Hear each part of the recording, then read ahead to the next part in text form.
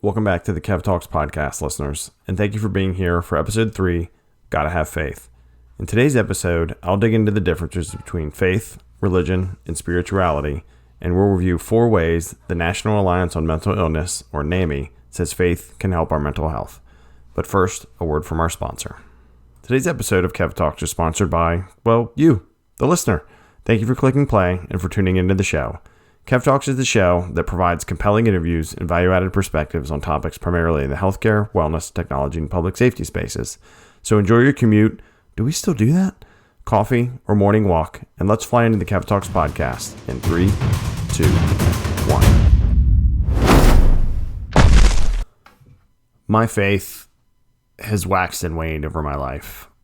My faith in myself when I haven't done well at work or on the home front, or, when I've had some anxieties and self-doubts, and my faith as it's tied to religion and belief of a higher power has certainly been strong, been non-existent. I've had angst and anger when you lose folks or know folks that are young and they die of things like cancer, or they're killed in an accident, or you have to take care of, folks that die that you don't feel that they should. It's hard to explain that. It's hard to just keep believing. One thing for me that I've admired of folks that have faith of various religions are the folks that truly believe, and so that belief gives them the strength to accept some of this horribleness that's happened in the world, the bad circumstances that impact their life, that it's part of a plan, part of something bigger, whether it was, science-based or spiritual-based. But I can say, particularly in the past 6 months, a renewal of faith in myself and in something bigger than me has made a huge difference in my life and those around me. So I hope by providing some helpful definitions or differences between religion, spirituality, and faith, sharing the importance of faith and some of the tangible benefits of having faith on our mental health, which then by default helps our physical health, that help each of you, if you're having a tough time or just interested in this information, to reignite your faith, to re-explore your faith, to give it another chance. It's been hard times these past few years, and, whether we had COVID or the civil unrest we had in our country for various reasons, or across the world, or the disasters, we'll all face things in our lives at some point, and having faith can give us the drive to push through when we think we can't. So, thank you for pushing through and hitting play, and let's get into this. So let's differentiate some things, or try to if we can. So I did some research, looked up definitions to help me understand and hopefully help you understand. So what is religion? So we're going to use a definition provided by Adam Brady, who's a yoga teacher, author, and martial artist at the Chopra Center, that Deepak Chopra. He's been there for 20 years, and he also wrote Religion versus Spirituality, The Difference Between Them, how convenient, on Chopra.com, and I'll link to that article in the show notes. But Adam Brady says, religion is a personal set or institutionalized system of religious attitudes, beliefs, and practices, the service and worship of God or the supernatural, right? So institutionalized, attitudes, beliefs, practices, particularly that practices, right? It's how do you carry out your belief? How do you carry out your faith, your religion? And it's probably, I know for me, it was what I'm most familiar with. In fact, billions of people are familiar with religion, right? That's I think what's a lot equated to faith. And I found this really interesting. This is from the Pew Center. This is how many people believe different religions. And this isn't, every religion out there. It's the big ones, of course, with the most. So this is from more than 2,500 census surveys and population registers that finds 2.2 billion Christians, which is 32% of the world's population, 1.6 billion Muslims, which is 23% of the population, 1 billion Hindus, which is 15% of the population, nearly 500 million Buddhists, which is 7%, 14 million Jews, 0.2%, around the world as of 2010. In addition to kind of those bigger buckets that most folks know about, there's 400 million people, about 6% of the population, that practice various folk or traditional religions. For me, I live in America. This is like the American Indians, right? Very nature focused in the spirit world. And so if you can think of that, if you're from another country somewhere around the world, think of a similar folk kind of focused religion. And that's what they're talking about there. So billions and billions of people believe, they practice these things. They follow these, these institutions. And of course, all these institutions have various histories, right? But that's the religion piece of it, is I ascribe or I prescribe or I believe in this way, in this God, in these practices, in these belief systems that fall under this. And billions of people do that, right? And this isn't an episode to debate what you believe or what you don't. That's your freedom, but that's religion. That's how it's defined, at least by Adam Brady. I thought it was a pretty good one in from the Pew Center's data. Apparently, a lot of people think religion's pretty important. So then what's spirituality? Again, from Brady in the same article, he says spirituality connotes an experience of connection to something larger than you, living everyday life in a reverent and sacred manner. So you can have spirituality, you could be spiritual and not necessarily believe in a God or the supernatural, right? You can be spiritual and loving nature and walking around and being pleasant to others. And, it's an interesting combination, that spirituality like that. You can believe in crystals, right? You can, there's so many different avenues of belief and how you can be spiritual or actions you can take. I think Brady captures that pretty good, but notice there's no mention of God or a pantheon of gods or a deity, right, with spirituality. So what about faith? What about the focus of this episode? Well, I used Encyclopedia Britannica for this. It was hard to find all three of these together, and maybe that's, my weak research, but I did find faith in the Encyclopedia Britannica that says it's, quote, inner attitude, conviction, or trust relating human beings to a supreme God or ultimate salvation. No definition allows for identification of faith with religion. Some inner attitude has its part in all religious traditions, but it is not always of central significance. So I thought that's interesting because, again, they mention a God, but they also say that inner attitude is a big part of it. This is one reason I love listening to Joyce Myers, who is Christian, but I feel like she's more of a motivational speaker because she, yes, mentions, different verses of the Bible and uses references, but a lot of the advice she gives has to do with, we may get, from, and hers is Christian God, but let's say for whatever gods you believe in, advice and guidance and, be saved by them. But we have to do things here on this planet, right? Our gods, what we believe in, our pantheon or deities, whatever you want to call them, aren't going to fold the laundry for us. They're not going to feed our kids. They're not going to do our jobs for us. And that is the kind of practical messages that I find very faithful and less religious and more practical. Just an aside there, but it really, I think that inner attitude is a huge part of faith, a huge part of my faith, and I think should be a huge part of everybody else's. So what's the difference then between the three, between faith, religion, and spirituality? And this is from Reza Aslan from the Huffington Post, from an article in 2016. And you'll find, faith and religion are here, but he doesn't mention spirituality, but I'll read it anyway. It's a pretty good quote. So faith is a personal and mysterious and individualistic and inexpressible and indefinable.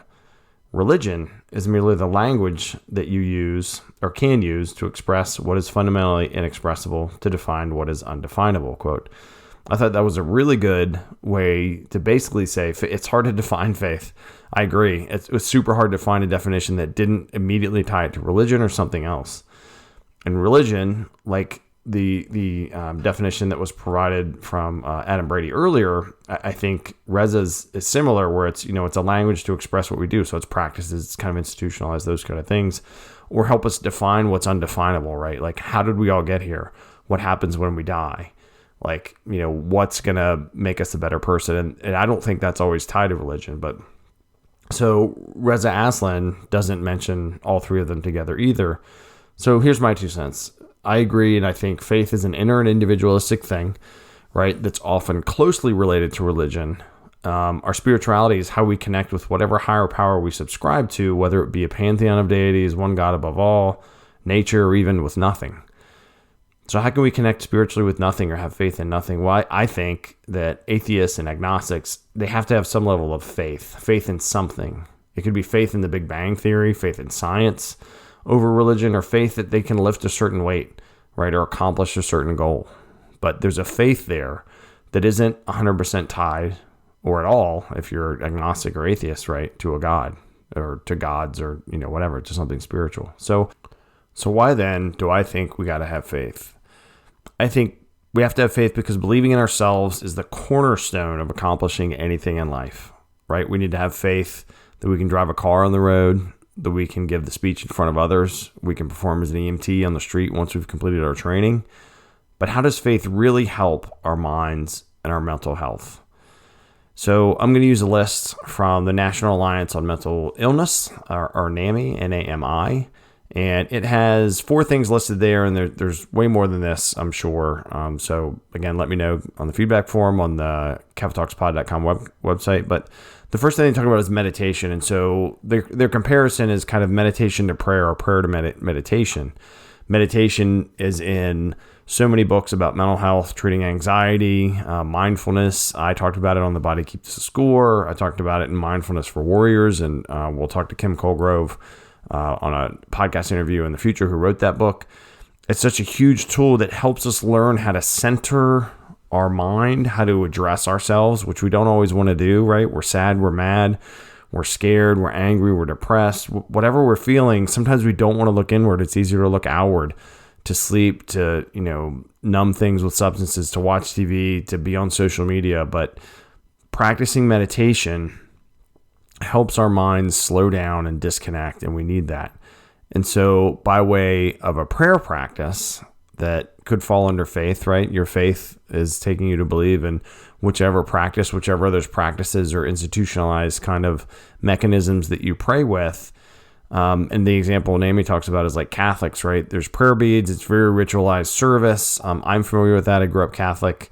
Very ritualized services, and prayers that you repeat over and over again, and it can create this meditative response. The other example they give is Muslims, right, that also have prayer beads, and the daily traditions, right, the call to prayer, the way people pray together in groups, and we'll talk about that here in a little bit. But meditation and prayer as meditation, or meditation as prayer, is a huge help, and so that gets into, then who do you pray to if you're agnostic or you're more spiritual than religious? Pray to whatever you believe, right? Pray to the trees, to the sky, to the rocks, to your dog. It doesn't matter, right? Or to science, whatever you're believing in. But if you pray to something, you believe in it, and you can give up a part of your worries to that thing, that's where the faith comes in, right? That's where a leap of faith that I don't have this alone. I can't do it alone. And it's helped me a whole lot. For me, my choice is mine, but I know when I renewed my faith after having some hard times, it made a huge difference to be able to hand over a lot of the problems that I kept within me and on my shoulders. And I've done that through prayer. And it is meditative at times. And so I can say, and will certainly advocate and agree with NAMI's first suggestion about meditation here. The next item, the next benefit that NAMI mentions for having faith and how it can help your mental health is that it fosters togetherness, right? The article I referenced mentions the benefit of community as created by Sunday morning church. But to me, I think togetherness is based on a common faith, isn't limited to a religious gathering. And that's not to dismiss that. I go to church. I go to church on Sundays, holidays, do some extra things like that. So there's no doubt when you're with other folks and they're not always happy. I was at some of my lowest points in the past 6 months when I went to church, and it helped to talk to somebody afterwards and let them know the troubles I was going through, and meet them for lunch, a week or so after. And I'm forever grateful for that. And that was because we had a place to go. I had faith in really my wife and the other people there to give it a try again and believe and look up. But it doesn't have to be at a church or a mosque or any other religious building or gathering. I think another good example of fostering togetherness in people that have faith either in themselves or each other in the process are addiction groups, right? So Alcoholics Anonymous is known for having a very strong religious overtone, but the religious isn't tied to one particular branch. In fact, It's what's your higher power, right? Is what they say. It doesn't say you have to believe this thing. And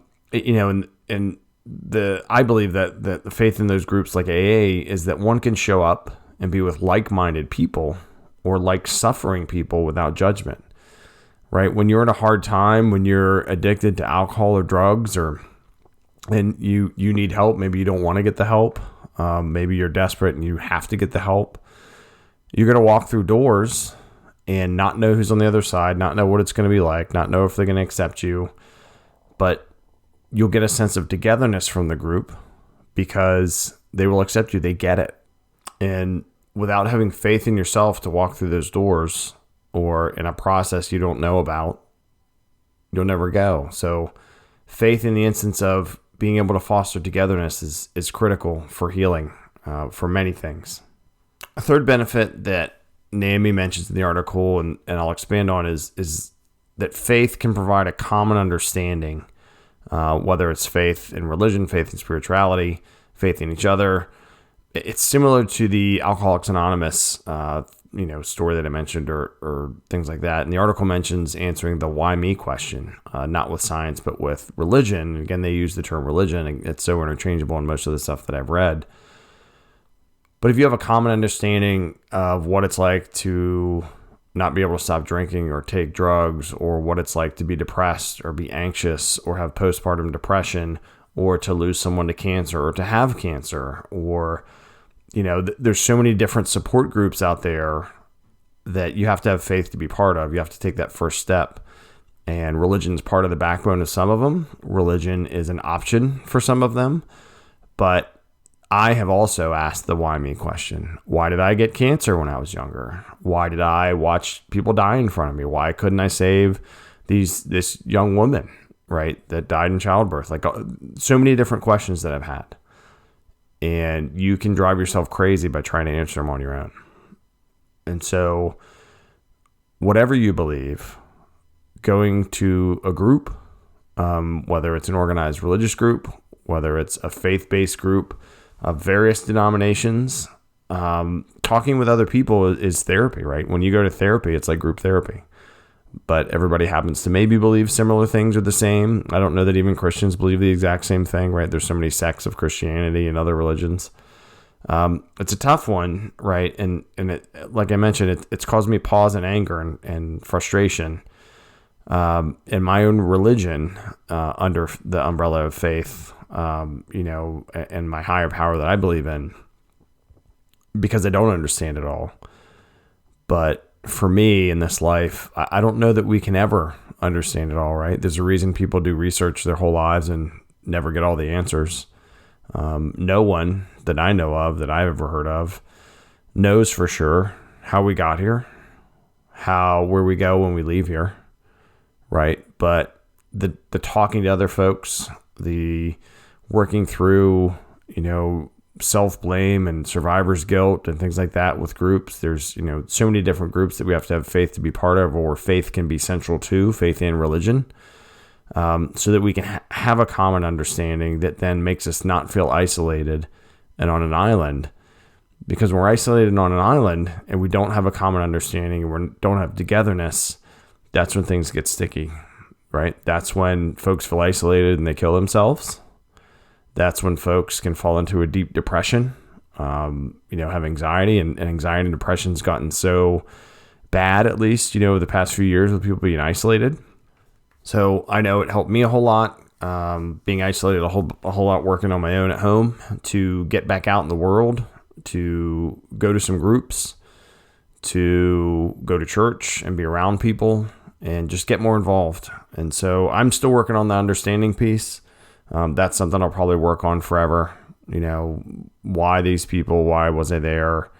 What happens when we die? Those kind of things, either concerns or fears or just, sadness. But I'm taking the leap of faith, which makes me think of the quote from Man of Steel, one of my favorite movies, that sometimes you have to take a leap of faith first. The trust part comes later. So if you're out there listening to this and you're not sure about faith or spirituality or religion, or you're stuck or depressed, or you're anxious or you're alone, take a leap of faith. Get out, find a group, that you identify with, a religion you're interested with, try a few and see how it goes and see if they build your trust. And it will make a difference. It will make a difference. The last thing that NAMI mentions on there is helping others.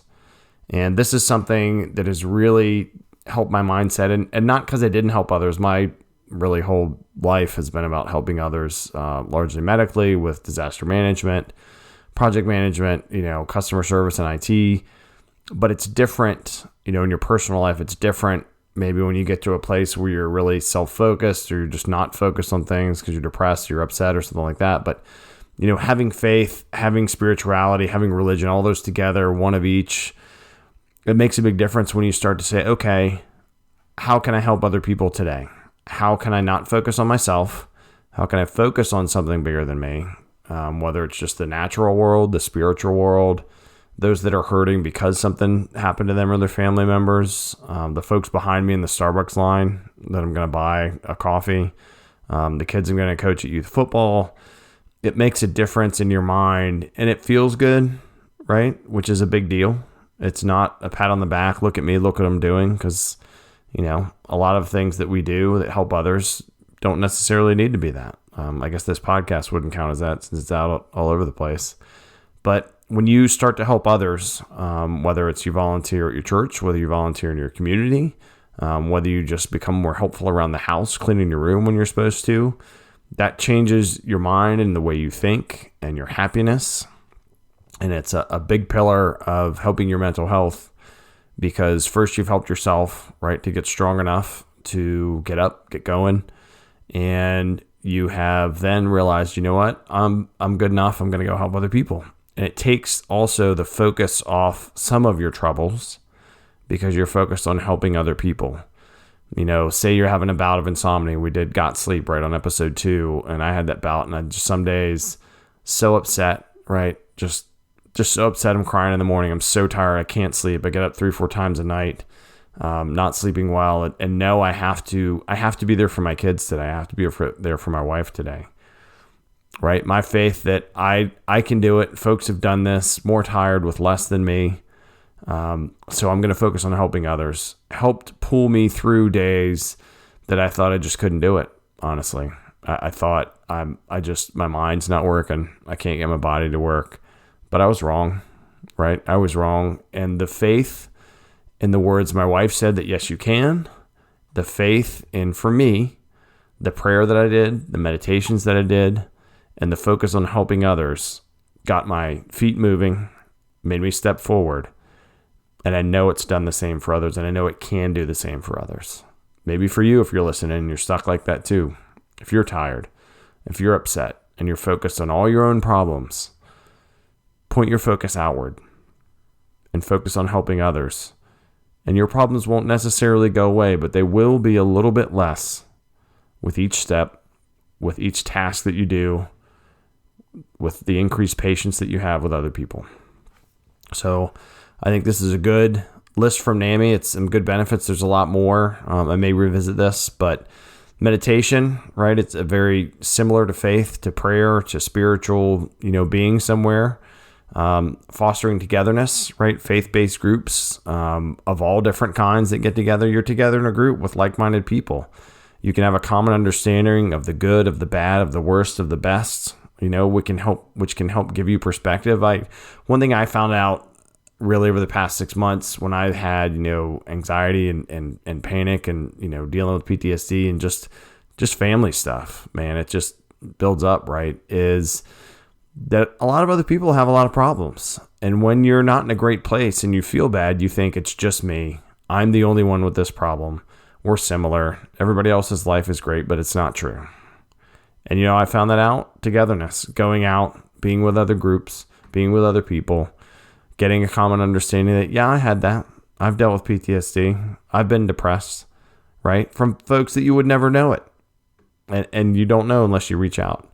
And again, helping others. You can build up folks, right? You can be so helpful to other people. A smile, how are you today? That's helping others, right? That could change their whole day. So I want to quote from NAMI again, and this is a really good one about, the connection between the mind and body and spirituality and things from NAMI. I think this is a really good one. Quote, as we learn more and more about the connections between the mind and body, it becomes clear that spirituality, religion, and faith can help some individuals live well with mental health conditions. Some individuals and families turn to faith in times of crisis to help in their recovery, while others find that spiritual practices help them continue to manage their mental health. So what can you do, listener, to help your mental health?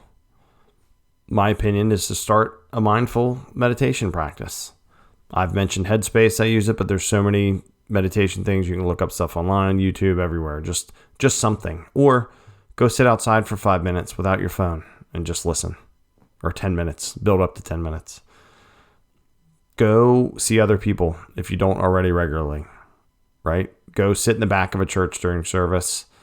Go to a community meeting, something. Find some kind of group. Find a hobby or a group about a hobby that you have. It's pretty cool, whether it's a virtual meeting or in person, depending on your comfort level. Do some research. If you have interest in a religion, in a spirituality, in something, right, that you can believe in, that you have interest in, that you've thought of. We've all kind of thought of something. Look it up. Try and understand. Try and get a common understanding or just your own understanding of it. And then when you've done some research, then go join somebody at that, denomination or group or team or whatever it is and say, hey, I read about this. I had interest in it. What do you think? And that dialogue is very helpful to get your mind going and get you thinking and get that understanding and figure out a way to help others. Start a podcast, start a blog, say hi to someone, smile at someone. When you see somebody that's down, that's looking down and they don't look happy, hey, how are you? That makes a big difference in the world. I thank you all for making a big difference for me by hitting play on this podcast. I hope this helps. A little more vulnerable on the KEV Talks podcast, as I think we all should be, right? Some folks are, myself included before, very shy or scared about revealing being human. But we're all human. I believe all humans need some level of faith. It doesn't have to be my faith. It doesn't have to be your neighbor's faith. But you have to believe that you can do things. You can believe that a higher power empowered you to do things. You can believe that nature and science empowered you to do things. But you have to reestablish your faith. Too many people have lost faith in themselves these days. And we can't have that. We need to pick each other up, build each other up. Thank you so much. Remember, have a plan, stay informed, and get involved.